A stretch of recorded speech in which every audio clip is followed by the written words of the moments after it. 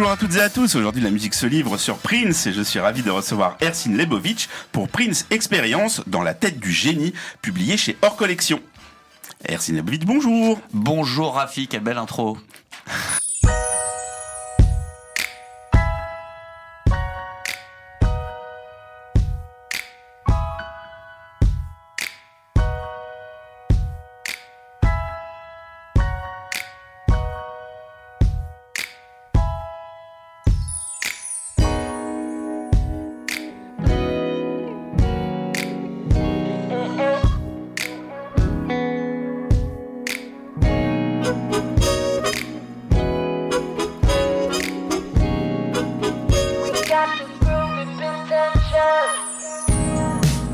Another long night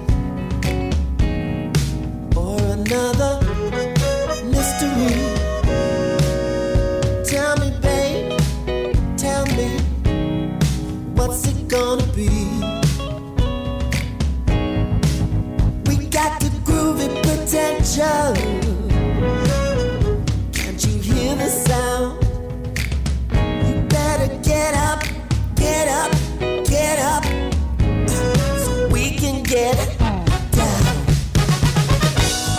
C'est la 5e fois que nous abordons Prince dans La musique se livre. Les mauvaises langues diront que c'est ma proximité avec cette musique qui me fait dépasser les bornes, mais la raison est tout autre. S'il faut 5 émissions, et sûrement plus, pour parler de Prince, c'est simplement parce que nous avons affaire à un génie, un vrai.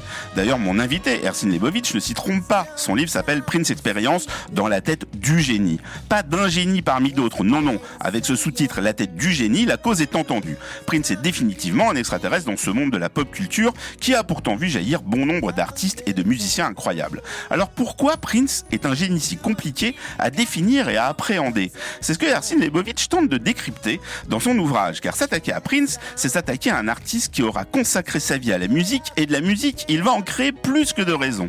Encore aujourd'hui, rien que la discographie officielle fait débat, et il n'est pas rare qu'un ou deux disques soient oubliés. Alors je peux sortir les chiffres déjà énumérés ici.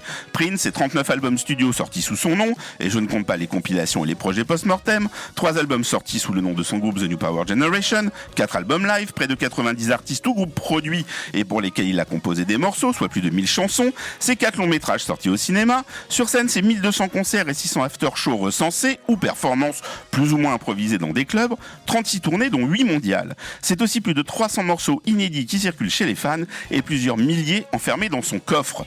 Mais ce ne sont pas les chiffres qui font le génie. Ce qu'il y a de génial avec Prince, c'est qu'il ne fait rien comme tout le monde.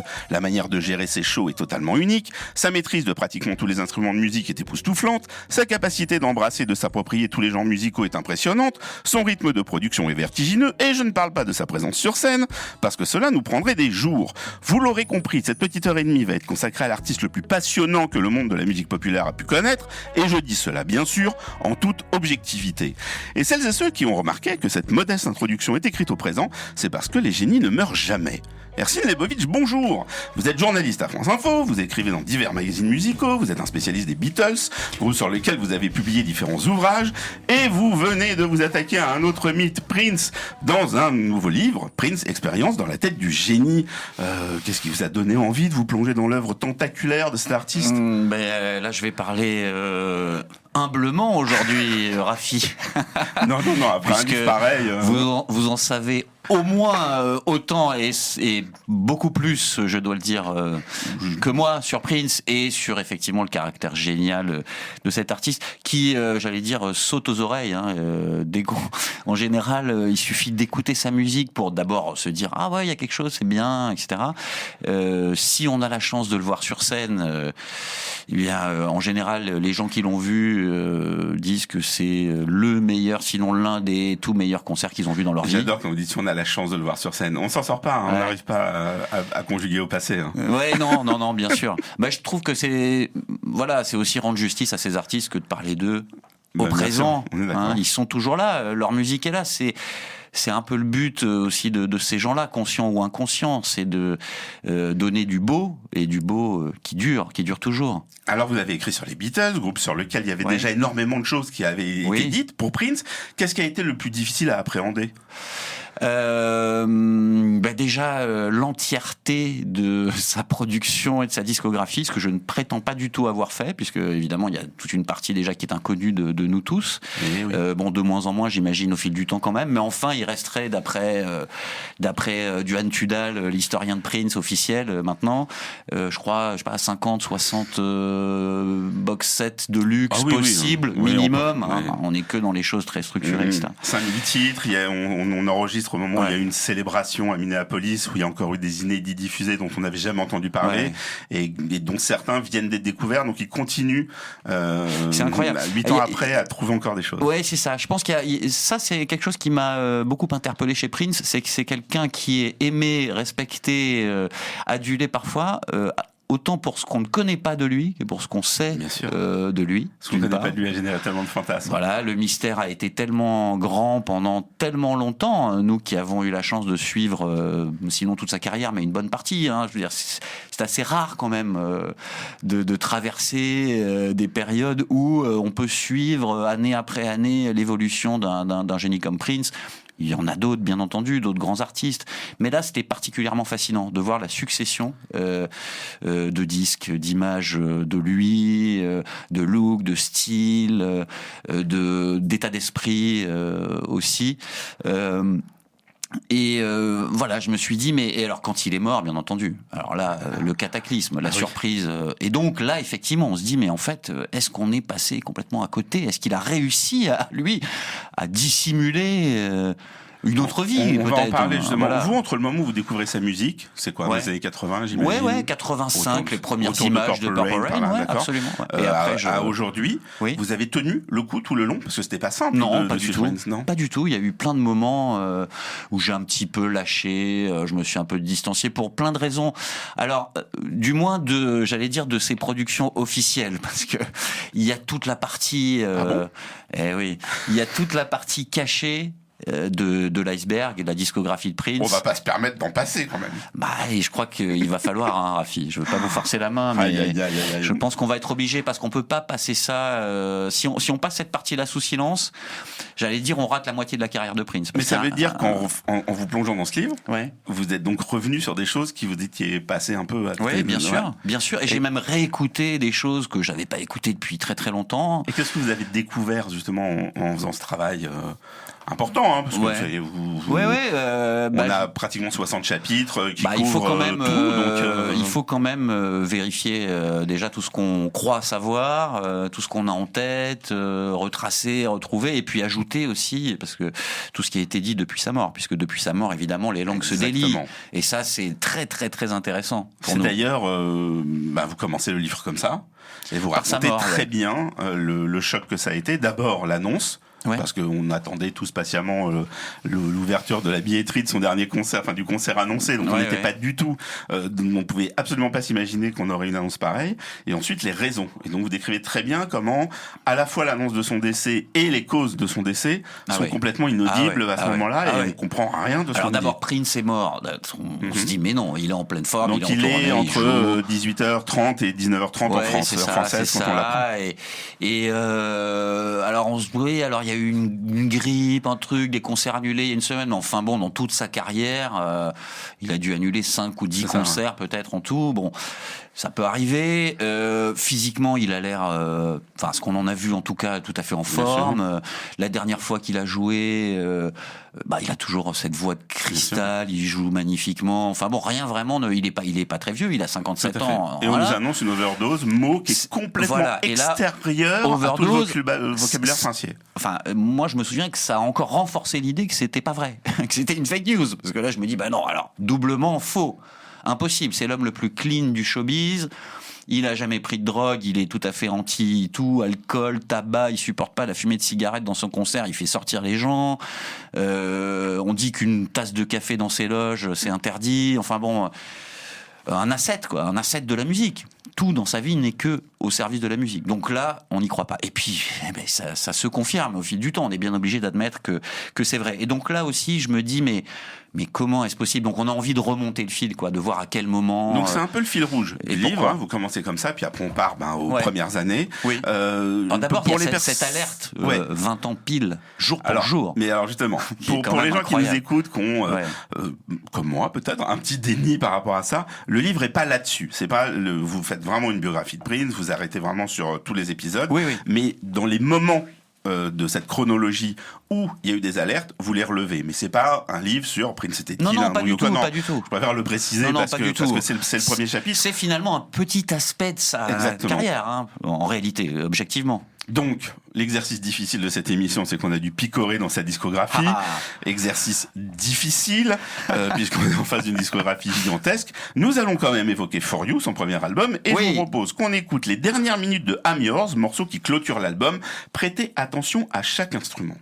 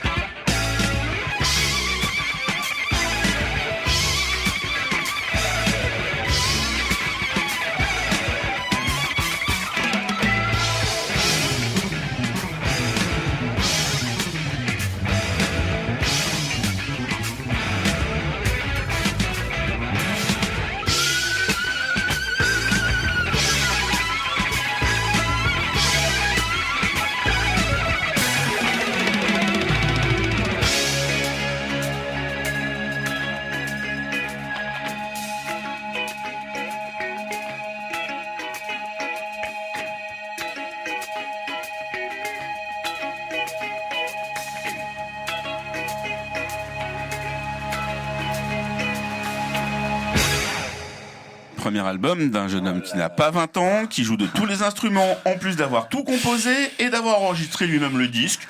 Bon. Non, mais là, ce qui est impressionnant, là, parce que tout le monde pourrait dire aujourd'hui, ah oui, mais sur YouTube, il y a plein de virtuoses. Il y en a plein, c'est vrai, des gens qui jouent magnifiquement de la guitare, de la basse, de la batterie. Première chose, là, on a affaire à quelqu'un qui est en début, mais vraiment tout début de carrière. Il a 18 ans. Hein. Ouais, on est par là. Par là, 18, 19, 20, bon, peu importe, mais c'est vraiment son premier travail. Et déjà, on entend... Alors, il se trouve que moi, je joue de la guitare, donc dans son jeu de guitare, on entend tout ce qu'il a digéré déjà. Et à mon avis, même Eddie Van Halen, etc., il a déjà tout ça dans l'oreille. Il vient d'être signé chez Warner, donc il a accès à tous les albums de Warner, notamment le premier Van Halen, c'est une révolution. Via Minneapolis, qui est une ville dite blanche, etc. Donc il a le rock, il connaît ça absolument. Bon, voilà pour la guitare. Son jeu de basse c'est absolument démentiel. La batterie, c'est un vrai batteur, quoi. En plus, il produit, etc. Donc quand on entend des albums d'après, même Purple Rain, on se dit ah oui, c'est un virtuose, il joue vraiment magnifiquement. Tiens, voyons voir comment il a progressé au fil des albums, etc. Donc j'écoute le premier et en fait je me dis mais non, mais en fait il commence déjà au même endroit quoi. Il n'y a pas de voilà. Alors peut-être ça se passe encore avant, mais quand on écoute encore avant, mais c'est déjà. Sachant qu'on vient d'entendre un morceau qu'on pourrait qualifier d'un peu rock, oui, qui donne pas la couleur de l'album parce que chaque titre est différent déjà à l'époque. C'est le morceau un peu démo. Où, voilà, là il montre vraiment ce qu'il sait faire et il y a le riff qui est hyper mélodique aussi, qui est une très très belle ligne mélodique. Donc il y a vraiment plusieurs éléments qui font dire que il y a du niveau, quoi. On est au-dessus du niveau habituel d'un premier album, d'un jeune qui démarre, on va dire. Bon, invité exceptionnel, artiste exceptionnel, on a réussi à avoir une petite demi-heure de plus que d'habitude. Je pense que j'aurais dû demander 2h20. Mais c'est pas, on va déjà prendre ce qu'on a, mais je ne rebondirai pas. Mais l'envie est là. D'accord. Donc, continuons. For You, qu'on vient d'écouter, le premier album montre, comme vous venez de le dire, tous les talents du jeune Prince, mais il va avoir son premier gros hit avec son second album et le single I Wanna Be Your Lover.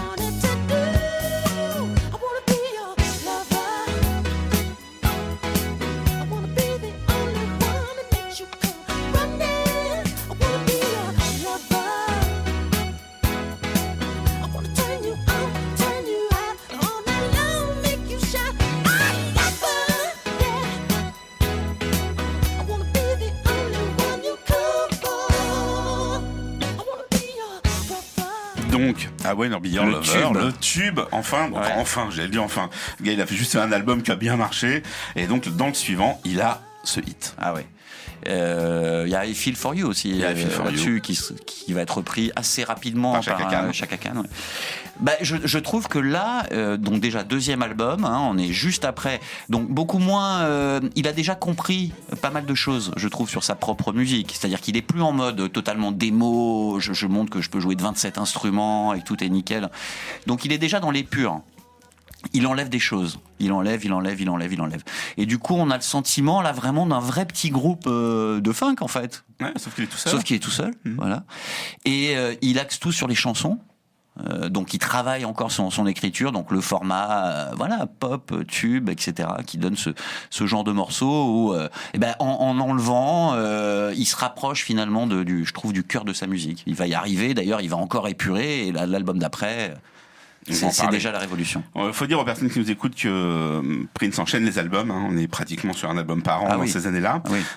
Des albums d'une grande qualité. Et vous dites dans Prince Experience, justement à propos du suivant, qu'avec Dirty Mind, Prince développe un funk métronomique en utilisant les synthétiseurs comme des cuivres New Wave associés à des parties de guitare minimales sur des chansons incroyablement accrocheuses. La synthèse est inédite et très remarquée. C'est en réalité la naissance du Minneapolis Sound. C'est un troisième disque important, au-delà du fait qu'on le réduit trop souvent à ces chansons où il aborde l'inceste et la fellation. Ouais. J'ai bon ou j'ai pas bon quand je dis ça? Vous avez toujours bon, tout est bon.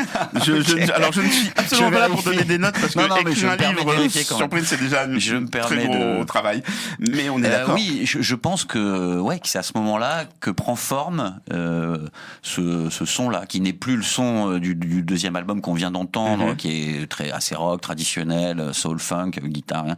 Là vraiment, il entame une synthèse où il se laisse influencer par des sons très blancs. Donc lui, son truc à l'époque, c'est vraiment de faire une synthèse de toutes les musiques. Il dit toujours ça, Don't make me black. C'est ce qu'il dit quand il signe chez Warner. Ne faites pas de moi un artiste noir. Moi, je parle à tout le monde. Après, ça changera un peu, mais Bon, ça, c'est une autre histoire. On y viendra rappelle, plus tard. sur pourquoi on insiste. J'ai insisté sur Villeblanche et là vous insistez sur Artistes Noirs, c'est qu'on est dans des années où il y a des radios blanches et des radios noires aux États-Unis, que les artistes sont diffusés sur l'une ou l'autre et que lui a déjà cette envie de faire ce qu'on va appeler au moment d'MTV le crossover, parce que Jackson le fera et lui aussi. Et il a déjà ce souhait d'être diffusé partout et de refuser une ticket. Oui, alors que les États-Unis sont quand même construits sur une division, des divisions raciales, des concepts raciaux qu'on n'a pas du tout ici, Mais là-bas, c'est très important et c'est très difficile pour un artiste noir de dépasser ça. Donc c'est la première barrière en fait qui se dresse devant Prince, malgré son talent, son génie, etc. C'est d'arriver à dépasser ça, à faire ce fameux crossover qu'il accomplira avec Purple Rain. Dirty Mind, c'est un disque qu'il va réaliser très vite, qui va fournir quasiment brut. C'est génial. Mais ça fait partie des coups de génie de Prince. Je dis, il était dans les purs déjà dès le début, il sent qu'il faut enlever des trucs. Et là, il enregistre les démos chez lui, donc il a son premier home studio, parce qu'il y a ce mélange dès le départ où il veut habiter dans son studio et que son studio soit sa maison. Enfin bon, c'est totalement fusionnel, quoi, visiblement dans son esprit. Et donc il l'enregistre chez lui. Il s'éclate tellement qu'en fait, il trouve ça super bien. Il écoute dans sa voiture, si je me trompe pas, parce c'est normal. On écoute toujours dans la bagnole. Et il se dit, mais c'est ça le son en fait. Il faut sortir les démos telles quelles. Il faut pas retourner en studio, refaire tout bien propre, etc. Parce je vais tout perdre. Enfin, vous le racontez parce que vous rapportez les propos de beaucoup d'ingénieurs du son. Vous dites, faut sortir les démos telles quelles. Les démos de Prince, c'est souvent des titres multipistes dont il a fallu une prise pour chaque piste, mais c'est des titres terminés par rapport à ce qu'on a en tête quand on entend des démos. Démos dans le sens les démos de son. Prince sont souvent des morceaux terminés. Oui, mais c'est pas le son n'est pas un son de studio traditionnel qu'on pourrait attendre. Et lui, il dit non, c'est ce son-là que je veux. Alors il arrive à l'imposer à Warner et c'est merveilleux. Enfin, là, c'est le début de quelque chose qui continue à explorer ensuite.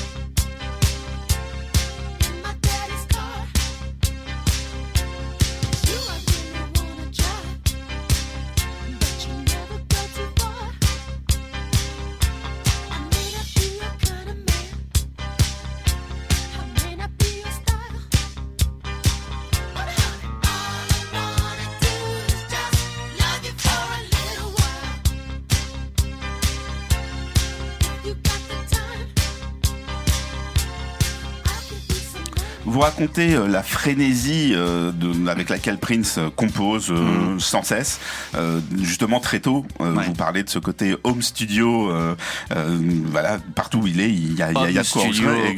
Dans ce chapitre qui s'appelle Home Studio, tout à fait. Ouais. Et donc, il va, comme il est trop à l'étroit dans ce que Warner lui permet de sortir, il va se mettre à produire beaucoup d'autres groupes. Il va construire un monstre, The Time, un groupe plus funk, à destination, comme on vient de le dire, des radios dites black ou noires. Il va se prendre les pieds dans le tapis quasiment, puisque sa création va carrément finir par le concurrencer. Ouais. J'adore The Time. Aussi, Rafi. Oh, mais oui. C'est, j'allais dire la face cachée, mais c'est pas la face cachée de Prince du tout, mais c'est une autre facette de Prince. Et je trouve que là, avec son pote Maurice Day, qui est son ami d'enfance, qui est un batteur remarquable, un super musicien, super chanteur, showman, et les membres de The Time qui sont des tueurs, Jimmy Jam, Terry Lewis, Jesse Johnson, Monty Moore, et Jelly Bean à la batterie. Qui est un excellent guitariste. Oh là là, Donc effectivement, je trouve que ça c'est là Prince se lâche, il est beaucoup plus libre. Alors vous venez de citer un groupe remarquable sur scène, sachant que sur les albums de The Time, Maurice Deschamps et Prince est partout. Voilà, alors je crois que sur les derniers albums quand même, non, bien sûr, sur les deux premiers, voilà, sur les deux premiers. Bon, c'est aussi le côté, j'allais dire, par facilité, enfin le côté pratique. Hein. Vous avez quelqu'un qui est multi-instrumentiste, qui a 2000 idées à la seconde, son pote qui chante, et ils se disent on fait un disque, ils font le disque. Maurice Day est pas capable de faire tous les instruments, Prince les fait, il a les morceaux, voilà, ça leur plaît à tous les deux. Et du coup, ça prend une tournure, je trouve, c'est hyper imaginatif.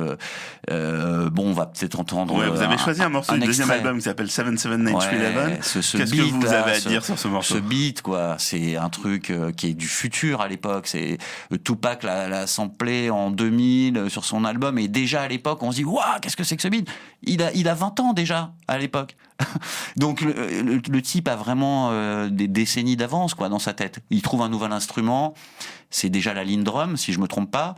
Voilà, il en fait déjà quelque chose de tout à fait hors du commun, grâce à drum, qui est une boîte à rythme, qui arrive à ce moment-là, qui va créer ce son. Qui est un instrument très très sophistiqué à l'époque. C'est la première boîte à rythme qui a un séquenceur et qui a des échantillons de véritables sons de batterie, donc qui sonnent très bien. Et ça, après, lui va avoir l'idée à l'avenir de mettre des pédales de guitare et de triturer ça dans tous les sens. Il fait ça avec tout. Et d'en faire sa signature sur les 2-3 années. Voilà, et de mélanger avec des vraies batteries. Mais ça, après, j'allais dire, ça tambouille de créateurs. Mais déjà, de s'approprier un instrument qui n'est pas du tout un instrument de la pop, qui n'est pas un instrument du rock, qui n'est pas un instrument du funk, qui n'est pas un instrument de la soul.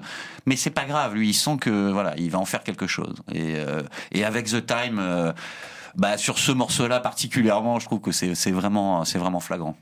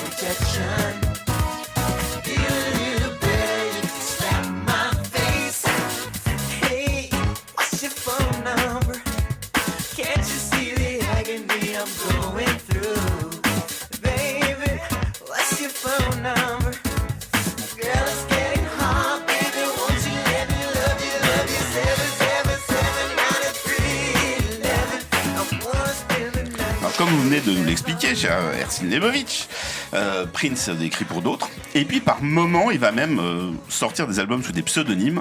Ça va être le cas avec un disque qui est le fruit de la collaboration avec Eric Leeds, son incroyable saxophoniste, avec le projet Madhouse.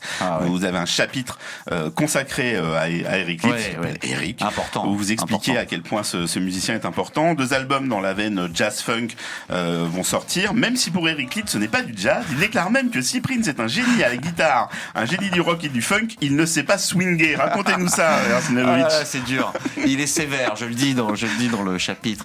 Eric Leeds est sévère, mais Eric Leeds, bon, c'est un grand musicien lui-même, et il a tellement côtoyé Prince, il a tellement travaillé avec Prince que pour lui, Prince n'est pas une star intouchable dont on est obligé de dire du bien. Il dit ce qu'il pense. Pourquoi il fait partie de ces musiciens un peu différents dans la carrière de Prince?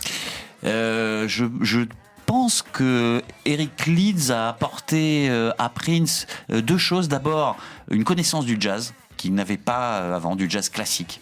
Enfin classique, bebop, etc. Donc Duke Ellington jusqu'à Bird et tout ça, lui c'est vraiment sa musique, hein, Eric Leeds, hein, vous le savez mieux que moi, Rafi. Et ensuite, il lui a apporté aussi la présence de quelqu'un qui n'est pas à ses pieds, tout simplement. C'est beaucoup pour quelqu'un pour un musicien comme Prince, qui évidemment, et d'ailleurs ça lui arrive, hein, je pense à un moment de sa carrière, va avoir plutôt tendance à s'entourer de gens qui lui disent d'accord que de gens qui lui disent bof. Et le fait qu'il joue d'un instrument qui est un des instruments que Prince ne maîtrise pas totalement, ça change aussi la... Ouais, bien sûr. C'est un des rares manques entre guillemets dans la panoplie de Prince. Et en plus, ils s'entendent super bien musicalement. Il suffit d'écouter. Hein. Quand Eric Leeds arrive chez Prince, tout de suite, il y a un feeling, il y a autre chose qui s'installe. Ça swing davantage parce que Eric il swing énormément. Même dans des moments, il ira le chercher ensuite dans des périodes où il est un peu down au milieu des années 90, de temps en temps pour un concert ou deux, et hop, quand on écoute ces concerts-là, ça prend tout de suite une autre tournure, comme si Eric Leeds le stimulait en réalité. Justement, on va en parler un peu plus tard dans cette émission. Ouais. Là, vous avez souhaité, alors je vous ai proposé un exercice tellement difficile de choisir 13 titres, vous en avez apporté 82, je vous ai expliqué que je les diffuserais bien, mais que ça n'allait pas passer. Voilà, il y a beaucoup de choses qui vont passer. Voilà. Donc on a réduit la liste, mais vous avez quand même souhaité qu'il y ait un titre de Madhouse. Pourquoi? J'adore Madhouse. C'est une excellente raison. Tout simplement. C'est que si on commence à passer les titres qu'on adore, on va nous foutre dehors, on va appeler la police. Oui, mais en même temps, hein, comment juger en dehors de ça? Je veux dire, si on n'aimait pas Prince, tout simplement, instinctivement, on n'en parlerait pas. Je trouve alors, que vous m'avez demandé une version de 8 minutes d'un titre qu'on aime beaucoup, on va en écouter deux. Voilà. Oui, alors, juste pour vous répondre sérieusement, je trouve, moi, que Madhouse est une super synthèse, très très attirante, et là encore très épurée entre le funk de Prince, qui là aussi dévoile une autre facette. Alors quand bien même Eric Leeds trouve qu'il ne swing pas comme un batteur des années 40 ou 50, bon, certes, de jazz, certes, mais Eric ajoute aussi, il n'en a pas besoin. Il ajoute à la phrase suivante, il dit il swing pas comme ça, mais dans sa musique, ça n'a aucune importance. Simplement, Eric Leeds est objectif sur ce qu'on peut faire, ce qu'on peut pas faire. Voilà. Alors, on va écouter un remix de Ten qui est dans le deuxième album. Ouais. Pour rappel, dans le premier album, c'est exactement ce qui s'est passé avec The Time précédemment. Eric Leeds est au saxophone, Prince est à tous les autres instruments. C'est ça. Donc, à chaque fois, le même, comme vous dites, il veut faire un disque, il fait un disque. J'aime beaucoup cette phrase. C'est aussi simple que ça. J'aime beaucoup. On va écouter un extrait de Ten.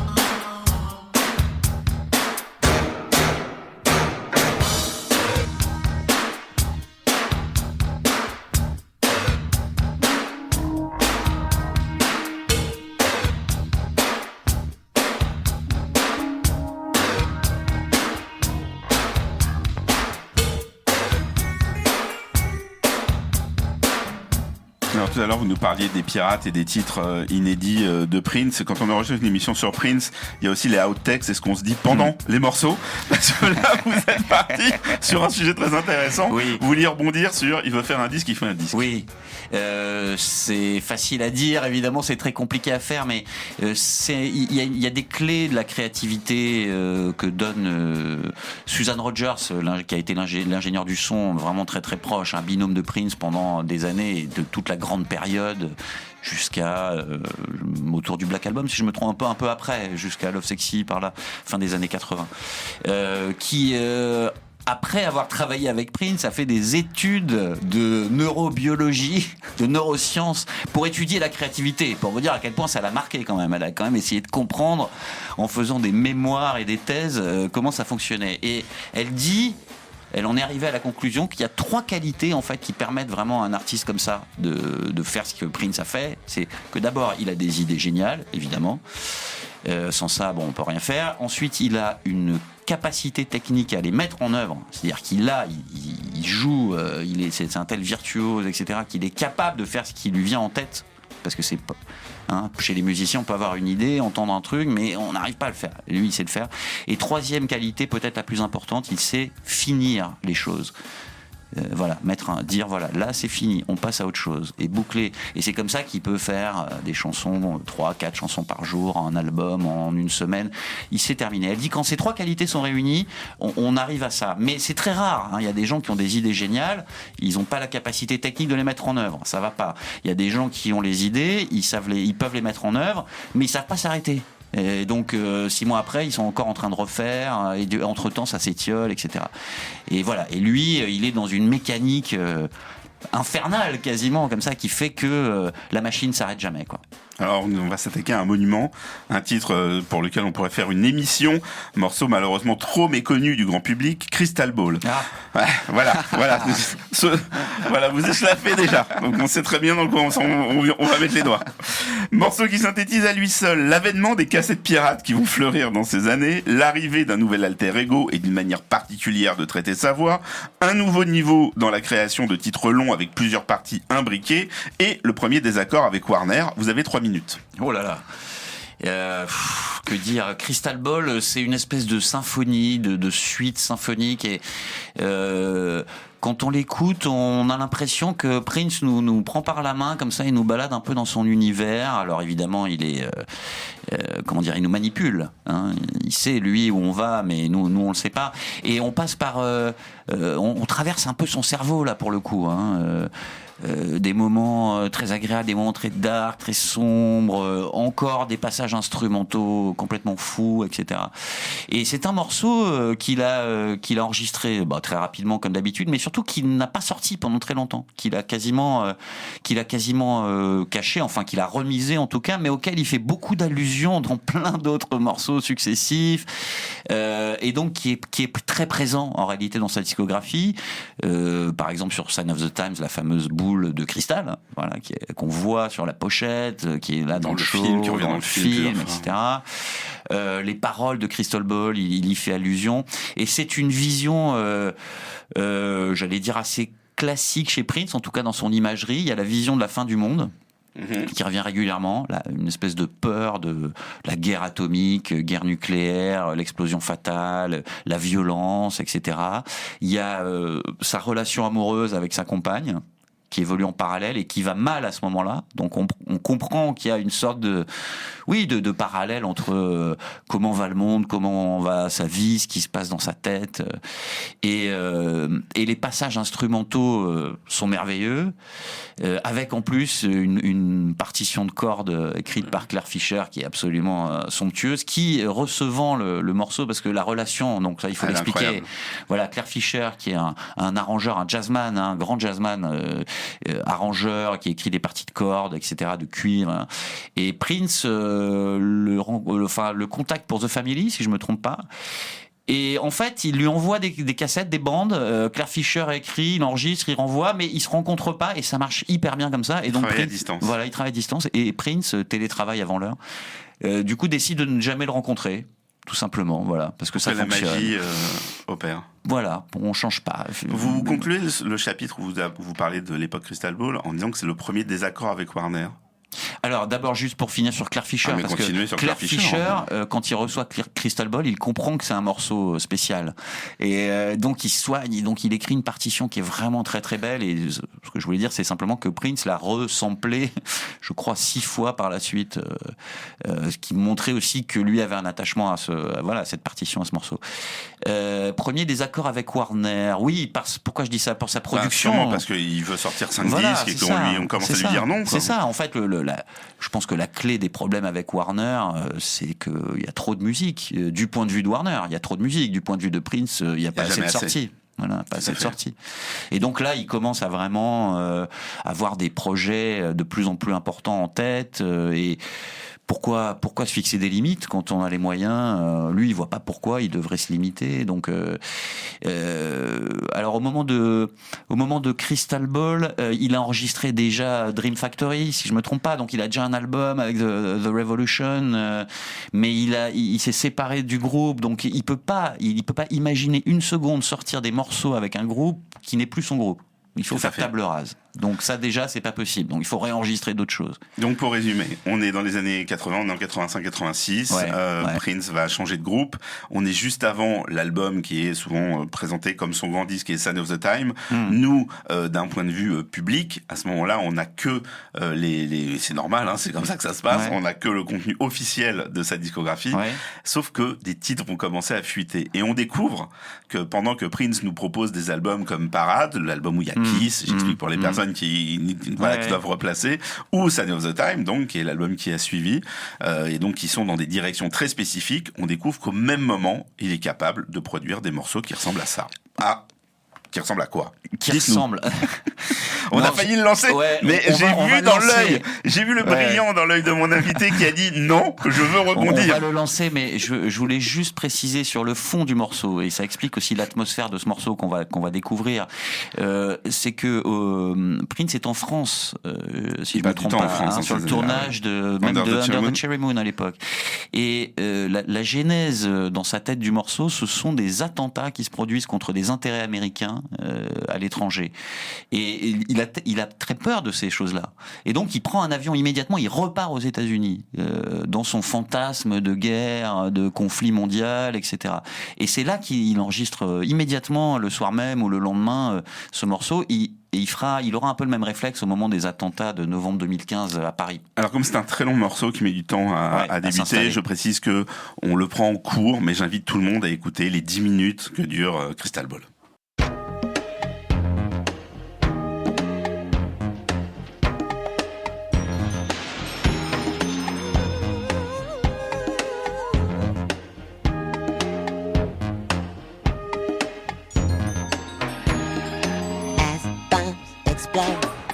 Around us, and hate advances on the right. The only thing that matters, babe, the love that we make tonight. As little babies in makeup terrorize the Western world. The only thing that matters, babe, love between a boy and girl. Ooh, whisper lover, my baby. Ever had a crystal ball? Undercover, no maybe. All for fun, fun for all.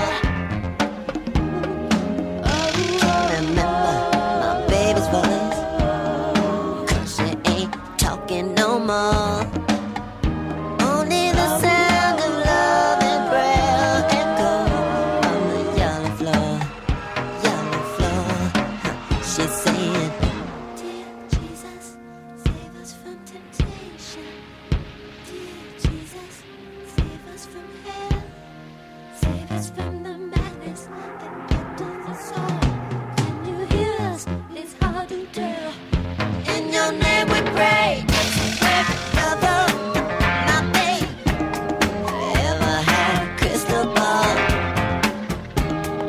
Undercover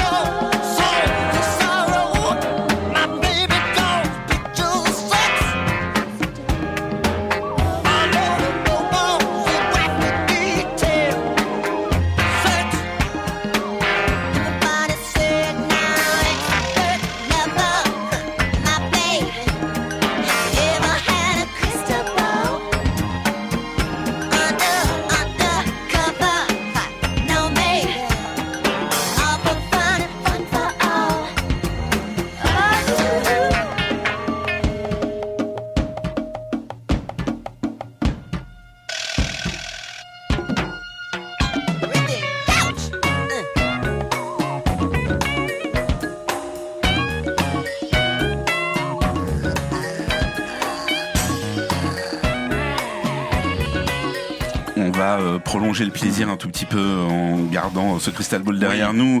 Et j'aimerais qu'on revienne sur quelque chose que nos auditeurs ne connaissent peut-être pas, parce que j'espère que parmi eux, il y a des gens qui découvrent tout ce qu'on est en train de raconter. C'est aussi l'arrivée de Camille. Oui. Parce que là, la manière dont Prince chante est un peu particulière. Oui, c'est la voix modifiée de Prince, voix accélérée en l'occurrence, qui fait le personnage Camille. Ça fait partie de ses expérimentations sonores, techniques en studio. On l'entend sur Crystal Ball et il va développer ça énormément. Alors au passage, effectivement, il crée ce nouvel alter ego. Je vais même songer à sortir un album sous ce nom. Et finalement, les morceaux seront disséminés sur différents disques. Notamment Son of the Time. Mais je crois que Jack White a racheté. Il a trouvé l'exemplaire. Il avait promis de le ressortir. C'est pas encore fait. Il y a des problèmes de droit. Voilà, on va dire qu'on va pas commencer à parler de l'estate. Non, après, plus tard. Il y a des gens, tout le monde n'est pas d'accord. Qui n'ont pas envie de parler. D'accord. Bref.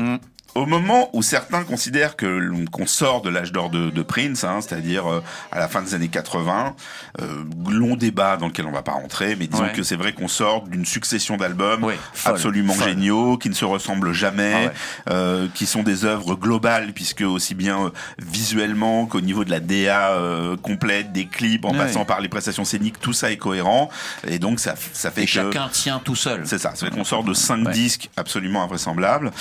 Néanmoins, il va encore nous surprendre avec un disque qui sert partiellement de BO au film Batman de Tim Burton. Certains titres sont dans le film, d'autres sont inspirés par celui-ci. Et le single Bad Dance va être un véritable carton. Vous dites à propos de ce morceau que c'est un instrumental complètement dément dans lequel Prince semble passer tour à tour dans la tête du Joker, de Batman et de Vicky Vale, dans un mélange de séquences robotiques, de beats funky, d'extraits de dialogues du film et de chœurs presque gospel, soudain cisaillés par un solo de guitare métallique monstrueux. Un manège musical enchanté a priori hétéroclite, décousu, définitivement expérimental, qu'il parvient à rendre cohérent, passionnant, dansant, accessible et fun. Mieux encore, il en fait son premier single et c'est un tube. On est de nouveau au cœur du génie et du paradoxe de Prince. Sa musique la plus folle, la plus exigeante et celle qui lui vaut le plus de respect et de succès. Je maintiens. J'ai pas grand chose à ajouter, mais je pense vraiment c'est quelque chose qui m'a ajouté sur vous-même. je n'aurais pas cette prétention, mais c'est frappant, je trouve, quand on reprend effectivement la discographie et tout ce qu'il a fait. C'est quand il est le plus fou et qu'il va chercher le plus loin qu'on le comprend le mieux. Ça semble paradoxal. Ouais, vous dites ça. Vous dites que quand il tente de réfléchir un peu trop à ce qu'on attend, quoi, il fait une erreur. De se mettre dans la file avec tout le monde. Il perd beaucoup de sa saveur en réalité. Il perd beaucoup de son. C'est pas le sens de la musique de Prince. Par contre, quand il fait Bad Dance, je veux dire, qui peut avec un morceau instrumental, numéro 1 avec un morceau instrumental, déjà c'est dur. Quand vous écoutez la profusion de tout ce qui se passe là-dedans. On sent que c'est en plus très spontané. On sent bien qu'il passe pas 6 mois sur ces morceaux. Ce sont les idées qui sont géniales. La façon dont ça fonctionne, voilà, c'est presque inexplicable. Je trouve que c'est un de ces tubes les plus inexplicables, si ce n'est qu'il y a le film derrière, évidemment. Donc il y a un phénomène autour du film à ce moment-là. Mais voilà, d'arriver avec ce morceau-là, de dire c'est ça le single, d'en faire un numéro 1 et tout le monde comprend. Et en plus, c'est très virtuose, ce solo de guitare qui est incroyable. On va peut-être l'entendre. Bon, on va essayer d'aller au bout jusqu'au solo. Alors. Ouais, il vient loin. Hein. Sinon, il faut que les gens aient l'écouté. On va voir. On va négocier avec notre super ingé là, qui me regarde. Mais enfin, je recommande à tout le monde d'écouter ce morceau et de se dire voilà ce qui était un numéro 1 en 1990. Quelque chose comme ça. Voilà. Oh, I got a live one here.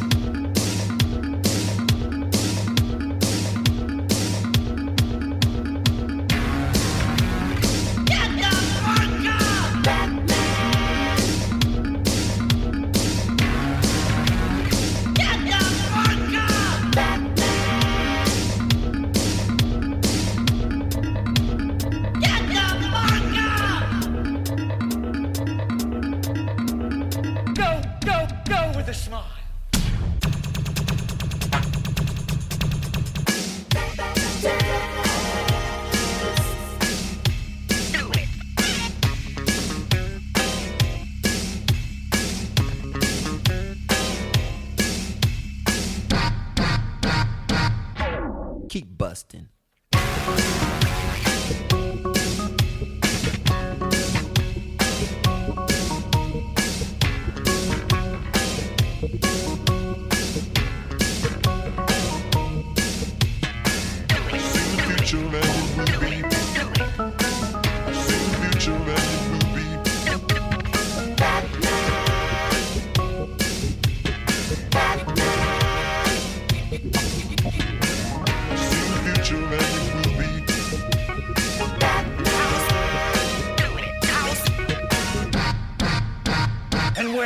And where is the Batman?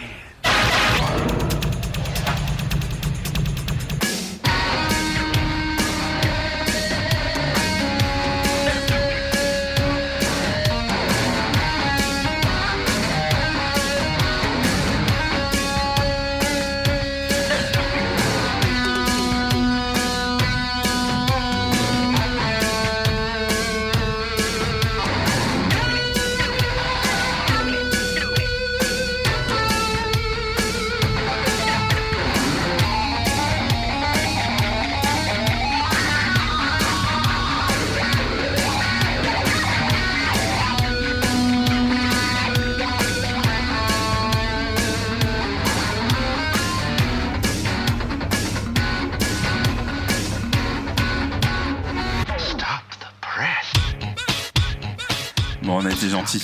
On a mis le solo. Merci. On a Vous avez tout- vu, c'est incroyable solo. Oh, c'est moi, c'est je- dissonant. Moi, me demandez rien à moi. Hein. C'est dissonant sur la moitié du solo et ça sonne magnifiquement. Et puis là, ça change de morceau. Voilà, c'est à la fois de la comédie musique, c'est comme un petit sketch, un morceau de funk, de rock. Il y a des boucles à n'en plus finir bien avant. Hein. Alors, la mode des boucles. Voilà. C'est incroyable. Non, mais c'est ça le problème, c'est que quand on commence à discuter comme ça, on oublie qu'on est en train de faire une émission, donc on papote, on a envie de se relancer, on se dit tiens, bon voilà, ce qu'on va pas faire, on va revenir Allons-y. dans le on a une espèce de conducteur quand même qu'on va essayer de tenir. Enchaînant. Donc on va essayer de tenir.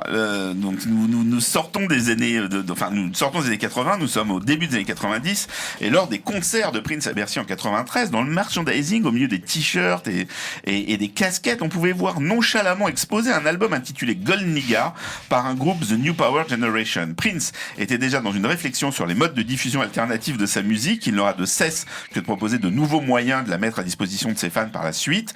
Derrière ce disque, son groupe, ses compos et lui qui participe en guest ci et là.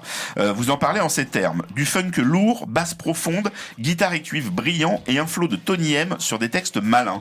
À l'ère du sample et des citations dans le rap, le disque ne déroge pas à cette tradition et le morceau que vous avez choisi, Guess Who's Knocking on the Door, cite le Let Him In de Paul McCartney. Et c'est là que je vous laisse nous en parler.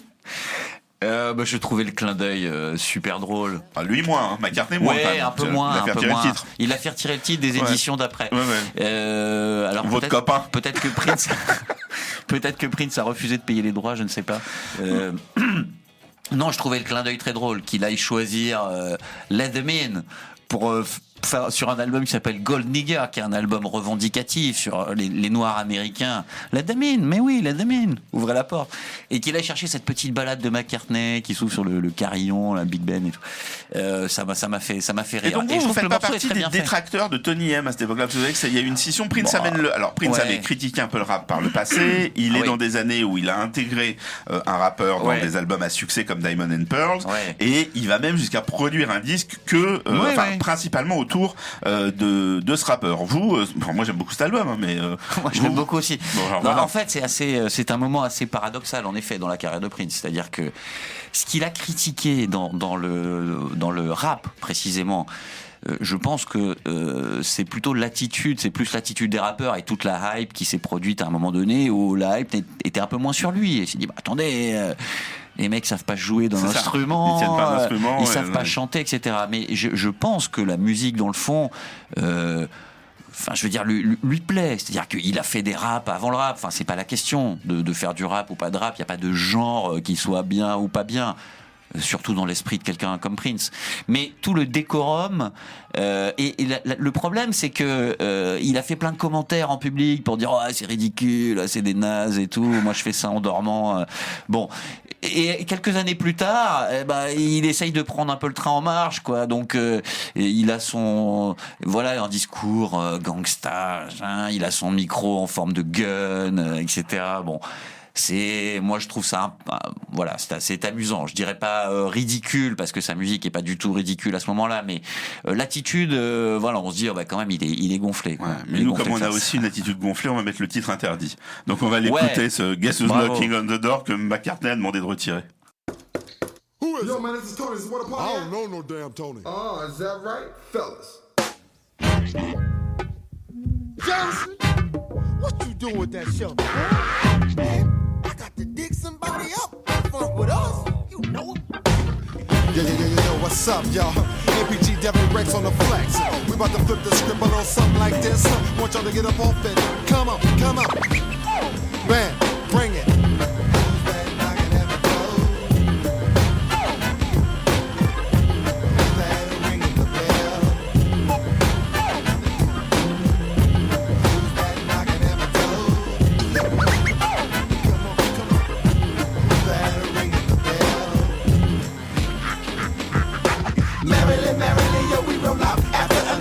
Successful show, getting paid, copping house and rocking house. Taking no show, follow no rules. New Jacks in a sense, but still taking niggas to school. I'm in them with the jibbity jab, the jab is point blank. I'm making a point to never jibbity stab at the boot stack. So as he dog plays the stage door, NPG's in position to give the crowd more what they strive for. I guess who's knocking? Who's that knocking at the door?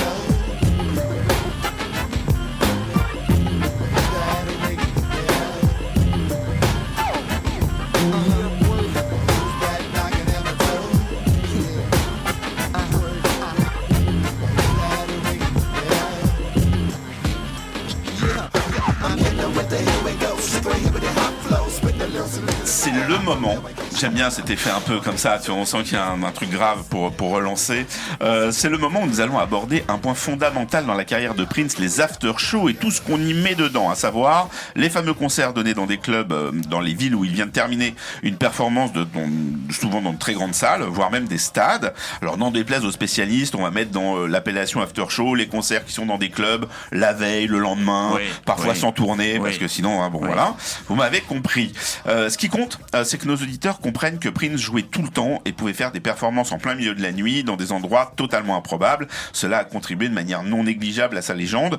Vous parlez de ses shows à plusieurs reprises. Il y a même un chapitre entier où vous parlez de la frénésie des concerts au moment des années 2000. Vous abordez à la fois, le New Morning et autres. On va y revenir. Là, on est un peu plus tôt. On est en 93. Vous avez choisi un concert. On sent qu'il vous tient à cœur dans votre ouvrage. C'est celui donné en avril 93 au DNA Lounge de San Francisco dans un chapitre intitulé Génie à la folie, c'est dire. Vous voyez à travers ce show l'extrême dépassement des limites dont Prince est capable. Oui, parce que ce soir-là, il est malade, tout simplement. Il a, je sais pas, trachéite, bronchite, il est vraiment, semble-t-il, pas bien. Et c'est précisément ce qu'on va entendre, puisqu'il a une voix d'outre-tombe. Et quand même, il monte sur scène. C'est le genre d'artiste qui, pour annuler un concert, il faut vraiment qu'il soit à l'article de la mort, et ça aurait pu nous mettre la puce à l'oreille. À la fin de sa carrière, quand il a annulé 2 concerts, là on aurait pu se dire effectivement, ça doit être très grave. Bon, mais à part ça, il monte quand même sur scène, il fait son show et on entend que ça monte petit à petit, donc il surpasse il surpasse sa limite physique. C'est assez étonnant et on sait que dans sa vie il faisait ça tout le temps. C'est-à-dire c'est quelqu'un qui ne dormait pas, qui mangeait très très peu, et tout passait dans la création musicale. Sachant qu'on est dans un bonus, c'est-à-dire que c'est pas un concert officiel d'une tournée où les gens avaient acheté les tickets 6 mois avant. On est dans un truc organisé plus ou moins rapidement dans un club, j'ai envie de dire presque plus facilement annulable. Et il y va quand même, il ne le fait pas, il n'annule pas. Et par contre, après, je crois qu'il y a 2 jours de battement parce qu'il est vraiment à l'article de la mort à la fin du concert. Et voilà. Alors, on a mis un court extrait de l'introduction où on l'entend encore parler, puis on va écouter un peu du morceau qui suit. I know Joy live around the corner, y'all. One day she'll visit me, she gonna.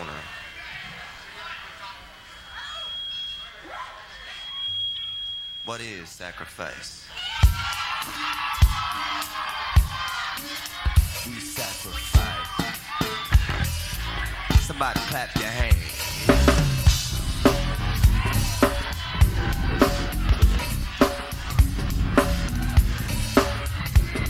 Smoke the DJ.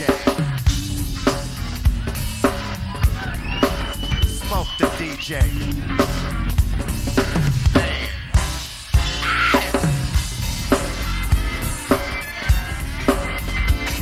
Smoke the DJ. Bang.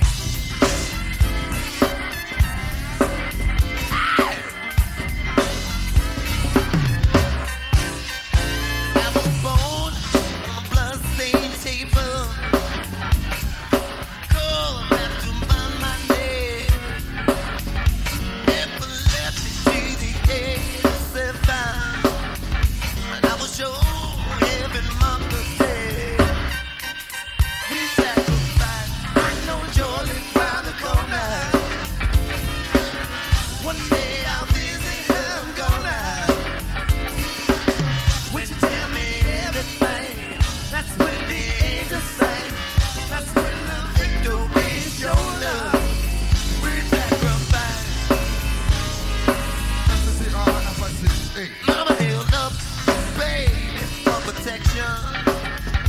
From a man who's driving. Et oui, comme je l'ai dit tout à l'heure, on parle pendant les titres. Donc au lieu d'avancer, on a envie de faire un petit ajout. Oui, un tout petit c'est normal, parallèle c'est la dans la série des artistes qui se surpassent. Le premier album des Beatles, il a été enregistré en 11 heures et ce jour-là, John Lennon est malade aussi et il a également une trachéite et on l'entend sur tout l'album. Ils n'ont pas dit ben non, on peut pas revenir demain parce que je suis malade.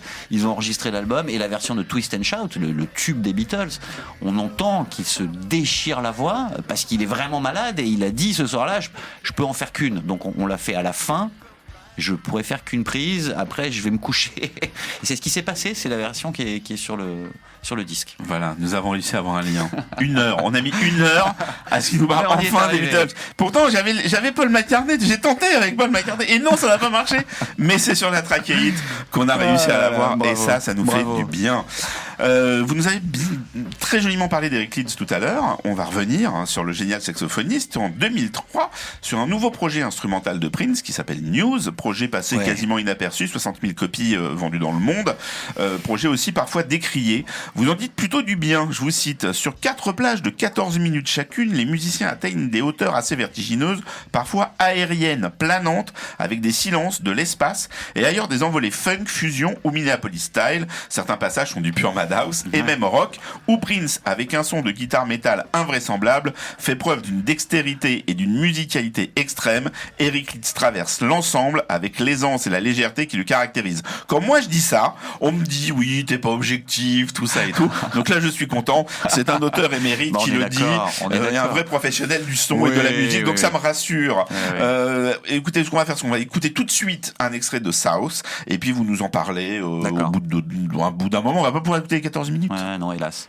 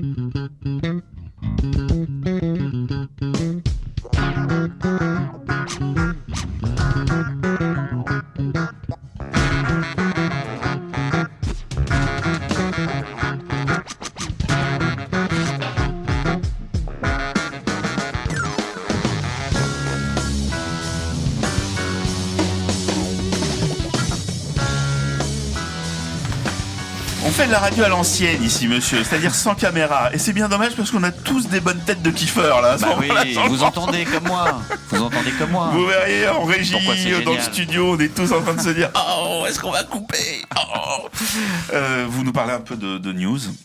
Bah oui, mais je disais, vous entendez comme Ah moi. non, j'entends comme vous. Bah voilà. Est-ce qu'il y a des choses à Ce qu'on ajouter, entend là, sous-entend c'est la liberté, je crois.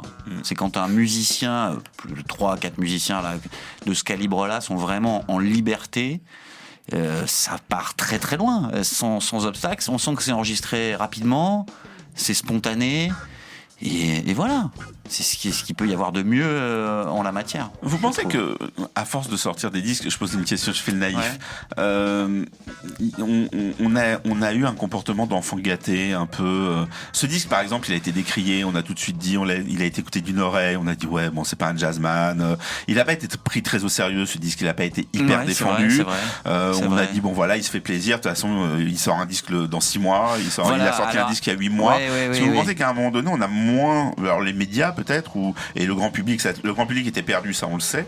Mais qu'est-ce qui fait que ce qu'on entend là, où on est tous dans le studio d'accord qu'on est en train d'entendre quelque chose qui est quand même assez sérieux, au moment où ça sort. Oui, je pense que c'est une époque d'abord où Prince est assez présent. Par exemple, vous étiez encore dedans à ce moment-là, puisque vous nous aviez dit qu'il y a eu des moments où vous avez lâché. Ouais. Non mais ça. Ouais. Là, j'y étais encore, et cet album, à ce moment-là, m'a vraiment très très agréablement surpris. Mais j'attendais pas qu'il refasse la même chose pour le suivant. C'était ça le truc. Ça fait plaisir. C'est que tous ces albums qui avant ne sortaient pas parce qu'il avait peut-être pas l'opportunité de les sortir comme il le souhaitait, là d'un coup il pouvait le faire. Donc ça sortait dans tous les sens, donc c'était quand même déstabilisant. On avait du mal à savoir quel était le bon album à acheter, est-ce que c'était vraiment Prince, NPG, etc., etc. Et donc on y allait un peu au petit bonheur la chance parfois. News était une excellente surprise. Donc pour vous répondre, je pense qu'il était un peu trop présent. C'était un moment où les disques n'étaient plus vraiment sa priorité déjà, donc on savait que c'était un peu des produits d'appel 2 fois sur 3. C'était soit en bonus pour des concerts, soit gratuit avec des journaux. Enfin, là, il commençait vraiment à se dire, voilà, le disque, c'est un sous-produit. Le vrai produit, c'était la scène. C'est vrai qu'on a pas trop le temps de l'aborder là, notamment à travers cette playlist, mais pour les personnes qui seraient en train de découvrir l'étendue du travail de Prince, c'est quelqu'un qui a énormément réfléchi à la liberté artistique tout d'abord, et ensuite aux moyens de diffusion. C'est quelqu'un qui avait un site de diffusion de musique avant que les plateformes de type Spotify, Deezer, bien avant qu'elles existent, et il était précurseur. Il a réfléchi très tôt au fait que ces plateformes ne payaient pas les artistes, qui aujourd'hui fait débat, et on sait que les musiciens en parlent énormément, d'où le prix de certains concerts, mais parce qu'il faut bien vivre. Mais il a eu le nez fin très tôt là-dessus. Ça a été un des premiers artistes, et c'était incompréhensible, à retirer ses vidéos de YouTube, etc. Puisque si on ne paye pas son œuvre, on ne peut pas l'exploiter. Avec aussi des excès là-dessus qui l'ont amené à faire des procès, y compris à des fans. Enfin, un truc de fou, quoi. Mais là, on est dans cette période où effectivement, j'ai l'impression que de sa part, le jeu, c'est un peu de dire, voilà, vous savez, moi je suis libre, je sors ce que je veux, quand je veux, comme je veux. Donc un coup c'est un disque, un coup c'est sur le web, un coup c'est un... Et dans le tas, je mets un peu de tout. À vous de vous débrouiller. Débrouillez-vous avec ça. Voilà. Il y avait un côté comme ça. Chasse au trésor. Chasse au trésor, jeu de pistes. Donc c'était pas facile, mais voilà, quand on tombait sur quelque chose comme ça, on se disait, ça vaut le coup. Donc comme je le disais dans l'intro, Prince, on a coutume de dire que c'est 40 ans de carrière, 40 albums. Donc malheureusement, on est obligé de faire des sauts, des gaps temporels. Dans votre chapitre, La vie sur scène, vous faites un rapide résumé de la frénésie de concert, ce que je disais tout à l'heure, dans laquelle se lance Prince dans les années 2010. Alors moi, j'aurais souhaité que vous fassiez 25 pages par concert évoqué, mais bon, je comprends bien que si c'est juste un peu pieux, mais on en parlera après l'émission. Mais c'est là que vous évoquez donc toute cette période, que ce soit en France et puis en Europe, où il joue à la Cigale, au Stade de France, tous ces paris réussis, parce que faut pas oublier que alors que discographiquement les gens l'ont un peu abandonné et se demandent s'il sort encore des disques, tout ce qu'il fait sur scène est rempli de succès. Il remplit un Stade de France en moins d'un mois. Parce que les gens savent quand même. C'est ça qu'on a fait quelque chose. Il fait une que sur résidence à scène, Londres qui voilà. est mémorable. Mémorable. Il fait pareil à Las Vegas. Tout ça se Ouais. passe très bien. Ouais. Vous évoquez brièvement le phénoménal concert de plus de 4 heures donné au New Morning à Paris entre 2h et Ouais. 6h du matin en juillet 2010. On a choisi ce qu'il va faire de Purple Rain parce que ça montre comme il est capable de saisir un moment d'exception et de nous emmener sur ce titre qu'on a beaucoup entendu. Qu'on a entendu 100 000 fois, mais qu'on redécouvre. Néanmoins, puisque je peux pas ne pas vous poser la question, puisqu'on enregistre cette émission jour pour jour aux 40 ans de Purple Rain, 2 mots sur cette époque, c'est vraiment charnière, c'est vraiment tournant. C'est-à-dire que le fait qu'on rattache éternellement Prince à ce disque, bon, un peu à cette couleur, Ouais. ça continue d'avoir du sens. C'est réellement le moment où Je tout bascule. pense, ouais. Je discutais hier avec un connaisseur qui considère, lui, que Purple Rain est le pic discographique de Prince. D'accord. Et que la descente commence Dès là. dès Ah ouais. là, dès Around the World, parce que c'est un concept qui tient super bien la route. La musique est parfaitement au diapason, l'histoire est parfaitement au diapason, les performances sont parfaitement au diapason. Tout est, voilà, c'est rond, quoi. C'est un projet comme ça. Je suis pas tout à fait sur cette ligne-là, mais sur le fait que Purple Rain c'est le pic, je pense que ça va un peu plus loin. Mais quand même, la chanson, la plupart des artistes de ce calibre ont 1, 2, 3 chansons qui leur collent au basque. Hein. McCartney, il a Yesterday, il a Hey Jude, il a Let It Be, en gros, les 3 premières qui sont un peu de cet acabit-là d'ailleurs. À part Yesterday bien sûr, mais Purple Rain, c'est une chanson comme ça. On sent que c'est un hymne, on sent que c'est quelque chose qui se cristallise à un moment donné, une ballade rock, mais il en fait quelque chose de très soul. Le solo de guitare génial, évidemment, qui est une composition à l'intérieur de la composition. L'apport de Wendy Melvoin, entendu, Lisa, et surtout la performance, le fait qu'il ait choisi de l'enregistrer en concert, en fait, en premier avec son groupe, c'est-à-dire avant d'aller en studio, de faire l'album, etc. Enfin, il commence à enregistrer ensemble, mais il dit il faut qu'on fasse un concert. Il les emmène au First Avenue, ils font ce fameux concert de charité.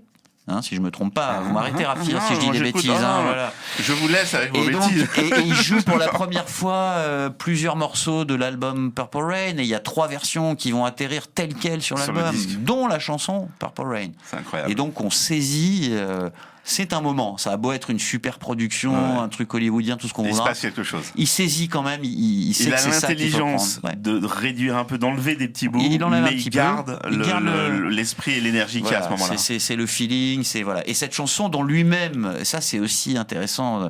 Souvent les grandes chansons, McCartney avec Yesterday par exemple a eu le même truc. Il s'est réveillé un matin avec Yesterday dans la tête. Il s'est dit c'est trop bien, c'est pas possible, c'est pas de moi, j'ai dû le piquer à quelqu'un. Et donc il est allé voir tout le monde en disant tiens c'est quoi ce truc, en chantant sa mélodie. Et tout le monde disait je sais pas, je connais pas.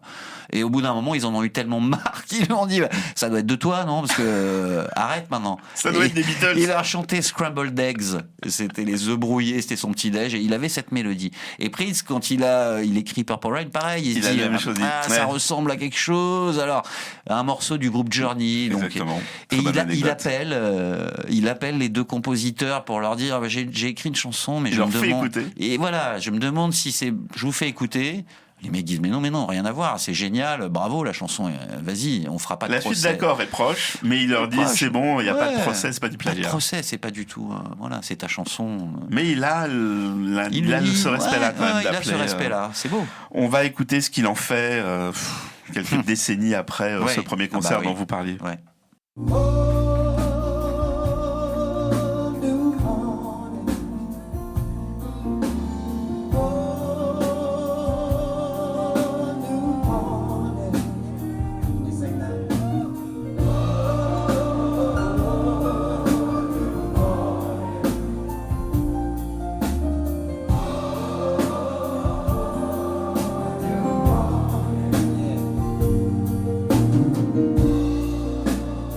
Never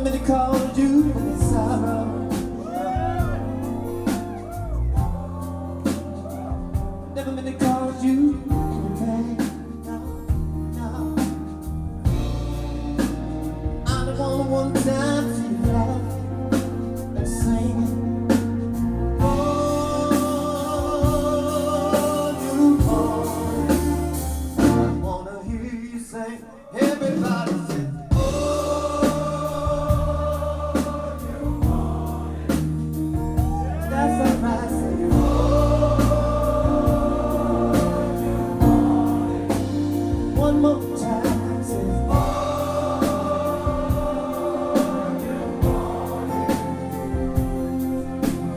only one thing, see thing you know. Never wanna be your weekend love. No, no.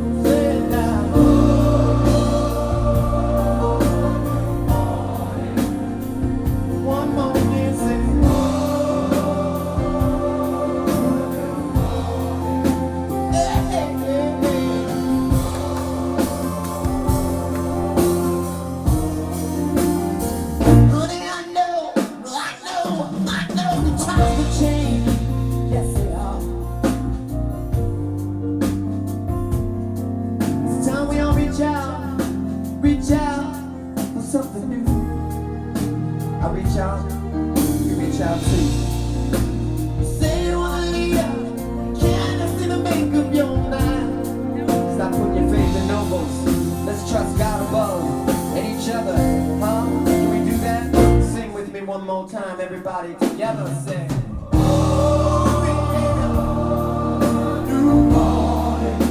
Do you know how? Sing it now.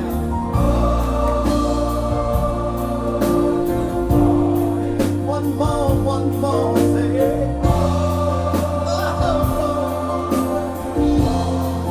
Tonight I love everybody and everybody loves me. Thank you so much. Sing with me, all together, people say.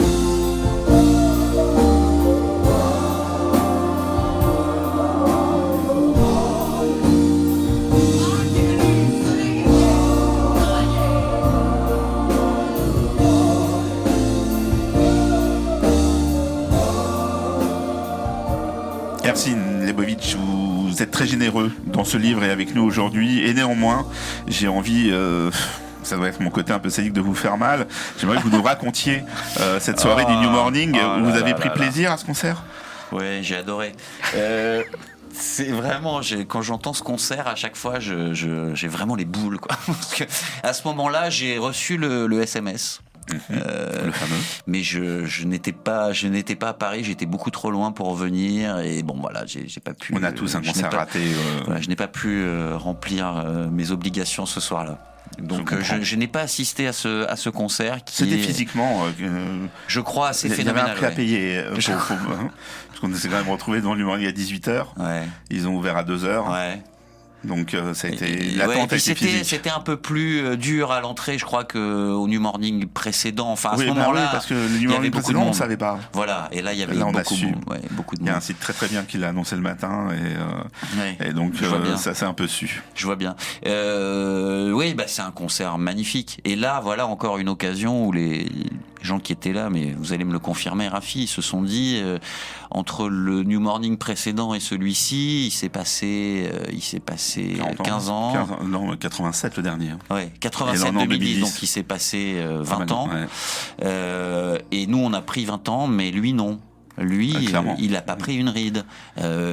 Il a toujours cette voix de cristal. Il a une peau parfaite. Il a l'air en pleine forme, mais c'est pas possible. Ce type est un surhomme. Et donc, on peut pas s'imaginer à ce moment-là qu'il lui reste quelques années à vivre, en fait. Bon, alors justement, vous y allez. Alors, c'est Ouais, une oui, revanche. bah oui. Parce que j'ai voulu aborder le New Morning, maintenant vous voulez aborder mon sujet, le sujet qui me passionne le moins les dernières années. Le décès de Prince survient lors de son ultime tournée intitulée Piano et de microphone. Le guitar héros est seul en scène avec un piano. C'est sur un extrait de ce dernier show qu'on va se quitter dans quelques instants. Mais avant, je vous laisse la lourde tâche d'aborder cette tournée et les derniers jours de Prince qui font l'introduction et la quasi-conclusion de votre livre avant l'épilogue de l'après-Prince. Ouais. La dernière tournée, j'ai le sentiment que c'est un défi que Prince se lance, parce qu'il fait ça à chaque fois. Il cherche quelque chose de nouveau, un nouveau rapport avec son public, et c'est sans doute le seul exercice qu'il a jamais fait à ce moment-là. Il a déjà fait des petits concerts, des medleys tout seul au piano, mais il a jamais fait une tournée entière tout seul au piano. Il a fait des concerts tout seul à la guitare sèche. Je crois pas il n'a pas fait vraiment non plus de tournée comme ça, mais il a fait des concerts entiers à la guitare sèche, ponctuels. Et il faut y aller pour organiser une tournée entière comme ça. Il faut se sentir vraiment sûr de soi. Et quand on entend ce qu'il fait, c'est magnifique. Alors il fait de grandes salles aux États-Unis, en Europe il visait les opéras. Ouais, l'Opéra Garnier. L'Opéra Garnier à Paris. Donc qu'il annule au moment des attentats. Tout à fait. De Paris. Bataclan. Ça correspond encore à cette peur. Voilà, il y a quelque chose chez lui qui supporte pas d'aller au contact de ces événements-là, des événements dramatiques, etc. Donc il annule à ce moment-là, alors que Madonna, qui est à Paris, je crois à ce moment-là aussi. Elle vient jouer Place de la République avec 3 musiciens le soir même, vous voyez, c'est pas le même réflexe. Et c'est pas un artiste comparable à ce niveau-là. Bref, mais quand il se lance dans cette tournée-là, je crois qu'il a vraiment envie de voir comment les gens vont réagir. Et alors, donc, je me permets de vous couper parce que Ouais. vous savez que c'est une tournée qui rétrospectivement est beaucoup interprétée. Et il y a 2 clans. Il y a ceux qui voient la tournée d'adieu, ça veut dire il sait. Il y a et d'autres qui disent c'est facile de dire ça après. À ce moment-là, quand on entend les concerts, on n'entend pas à ce point-là quelque chose qui laisserait présager quoi que ce soit. Vous vous situez où, vous? Oh ben on peut pas savoir quoi. Non, mais on peut pas savoir. C'est plus comment vous ressentez les choses. Comment enfin, moi, je pensais une tournée comme une autre tournée. C'est un nouveau défi qui se lance. Il n'y a pas de raison qu'il sache à ce moment-là. Savoir quoi? Qu'il va mourir. Mais c'est pas, enfin, on sait pas ce genre de choses. Il peut se dire qu'il est mal en point, peut-être, qu'il a des soucis de santé, et peut-être qu'il va s'en sortir. C'est un moment. C'est une tournée qui commence par 2 shows à Paisley Park. Et le premier est très autobiographique. Il se raconte.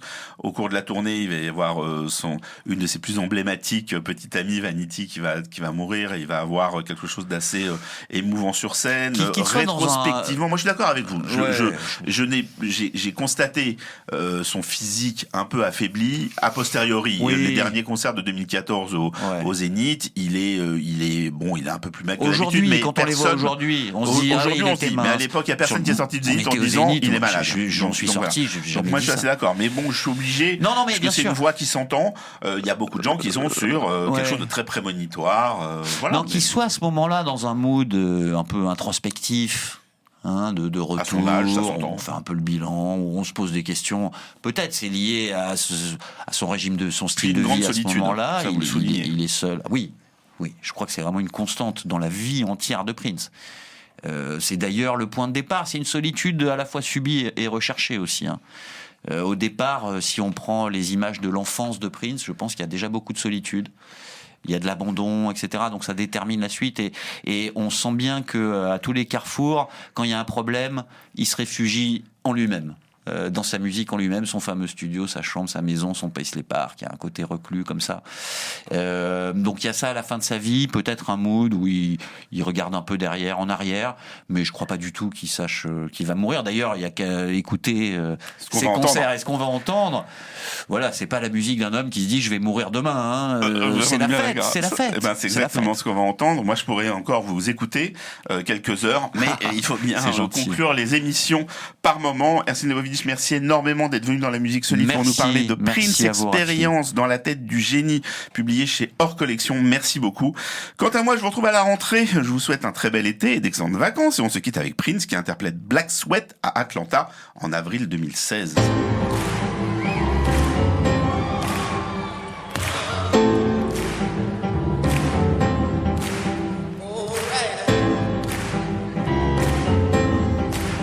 Funk is space. Now I don't wanna take my clothes off, but I do.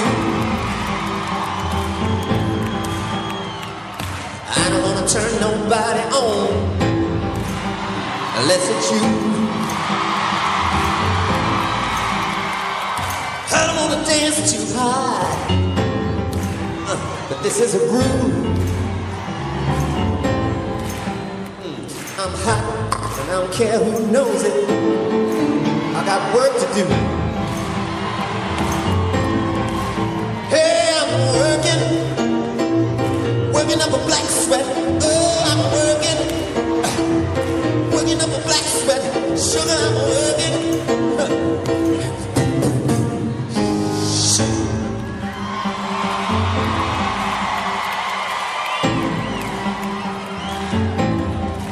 Make me funky face. Got me looking like Edward G. Robinson up in this front. I don't wanna break your pride, but I got to. You been take your woman and hide. I'm about to show what's really good. Break it off like I knew I would. Oh, I'm working.